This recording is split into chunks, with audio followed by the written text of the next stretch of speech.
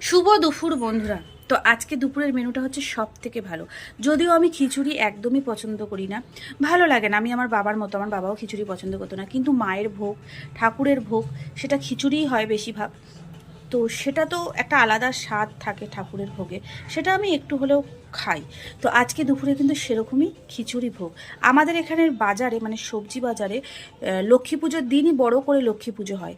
তার মানে লক্ষ্মী পুজোর 2-3 দিন পরে মায়ের ভোগ রান্না করা হয়, সেই দিন হয় না। তো সেই ভোগটাই কিন্তু আমাদের বাড়িতে আসে। তো চলো তোমাদের দেখিয়ে দিই। প্রত্যেক বাড়ি হয়, এইবারও এসছে। এই দেখো 2 কন্টেনার ভোগ, তার মধ্যে এই কন্টেনার থেকে বড়মশাইকে দিয়েছি বলে একটু কমে গেছে। 2 কন্টেনার ভোগ, আর এই যে কাশ্মীরি আলুর দম।